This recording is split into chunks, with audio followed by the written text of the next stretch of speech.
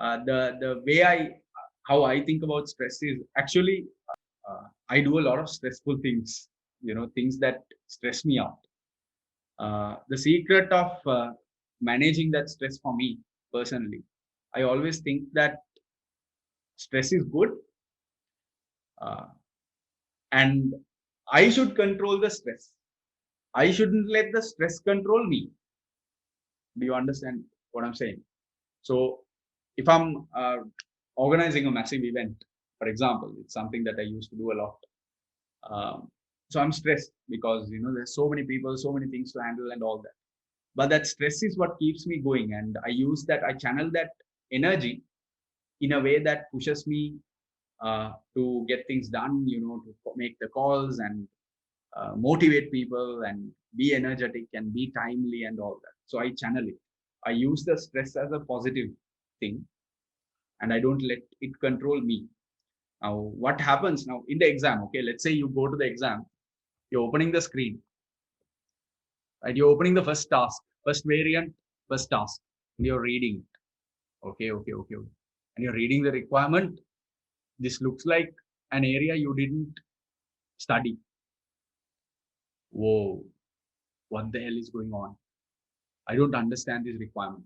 Okay. Now, let's say that's the situation. What happens? That is what will decide whether we pass or fail.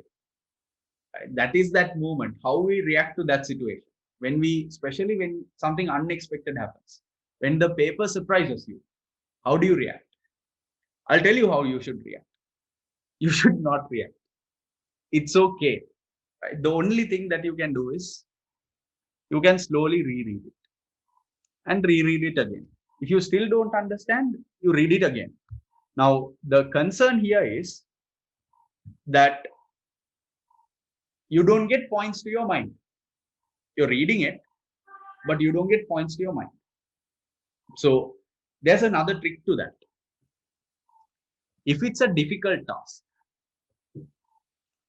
let's say this is the 60 minutes. Of course, I hope now many of you are experienced and you have done so many exams. So this advice you might already know, but let me just take a minute and share with you. So let's say you're reading and I say, okay, 20 minutes ticker and then another 20 minutes ticker. So here we are trying to read, understand, and plan. Okay. Let's say this question has two requirements, requirement one, requirement two. So I'm hoping to read, understand, plan, and do the first requirement in the first 20-minute cut, second requirement in this. But the problem is, this is difficult for you. It looks difficult for you, and this looks easy for you. Right? When you look at the requirements, this is something, I know the points, they easily come to you. What do you do here?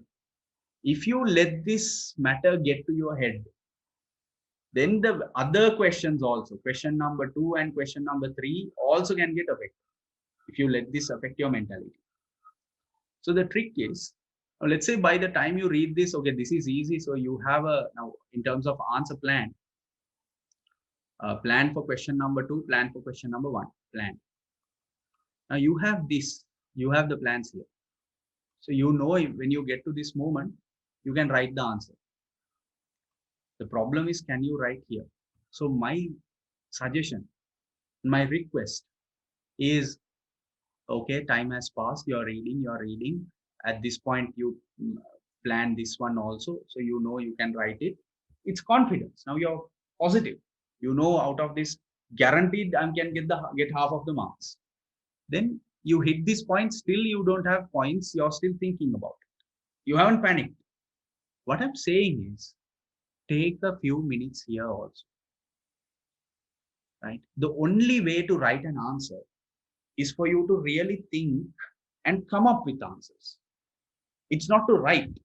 Writing, putting your finger on the keyboard will not help you. For the sake of writing, I have to write something, that won't help you. What will help you is really concentrating, not panicking, breathing, thinking about that requirement. Why don't I get it? Let me read it again. Right. So this is what they're asking. Okay. You take a few minutes. You take 10 minutes. It's okay. If it's that difficult, I doubt it will ever be that difficult. Because if you take the 10 minutes, you're going to come up with a relevant plan. You're going to come up with a relevant plan. So instead of writing 5 irrelevant paragraphs out of panic, haste, that even affects the quality of this answer, now you are writing 3, sorry, let's say 3 relevant paragraphs. Now, what this does is, if you do this, you're only getting, let's say, out of 8, you end up getting 2. Because it's irrelevant. You can't get marks. Sure, you wrote 5 paragraphs, doesn't matter. Volume doesn't matter. But if you take the 10 minutes and still you were only able to write 3 relevant paragraphs, when you hit this sticker, you move to the next question, you do a good job here because you know you wrote relevant things here. Out of 8, you're at least getting 4 to 5. And let me add something.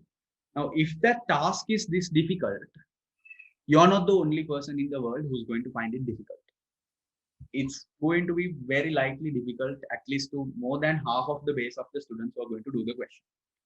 Which means the students who don't panic, who are smart, who respond to pressure well, set a benchmark in the examiner's mind, because the examiner is marking all the answers look bad.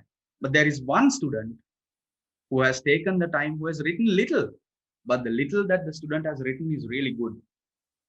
That student is going to get rewarded a lot. That student will definitely pass. Other than that, I would say don't write, don't the day before your exam, let's say your exam is on the 26th, what are you hoping to do on the 24th and 25th? What are you hoping to do? Can you, let's assume your exam is on the 26th. On the 24th and 25th, what are you hoping to do?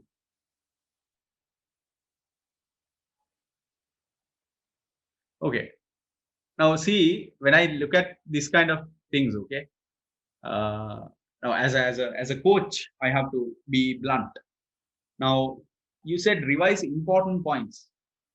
How do you know which ones are important, which ones are not important? You say important. How do you know the difference between important and not important? And you said go through the notes. So notes as in all the notes of all the subjects. You're going to do it in these 2 days. Is that what you mean? Okay. So yes, now I'm not trying to tell you what you should read and what you shouldn't. But what I'm trying to tell you is 24th and 25th are days to rest. Yeah, but you can't. Just important points like Porter's 5 courses. No, no, no.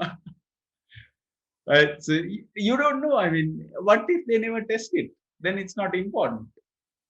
Right? It's there is no important area, unimportant area. There are maybe weak areas and strong areas.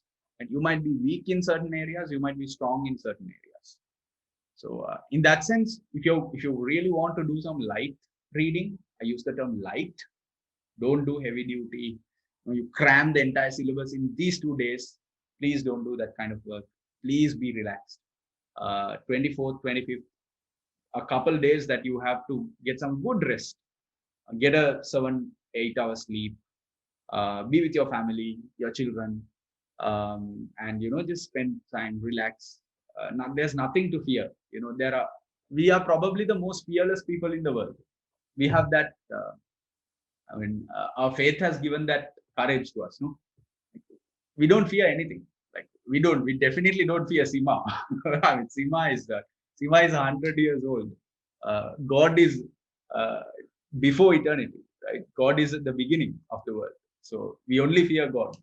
So that is where I am. That is where we all are. I know this. So those 2 days you put in the work, you won't be here with talking to me preparing for the case study if you can't do this, right? And without any pressure, without any fear, uh, you go and you give your best job. That's it. Right? The rest will be taken care of. I guarantee you. So before that, yes, sure, you do some good writing from today to next week. Parallelly, you do some reading also. Writing is important. Applying everything we learned. Don't try to attempt it in a paper. Apply, practice. You can do it in the task I gave you. We are good.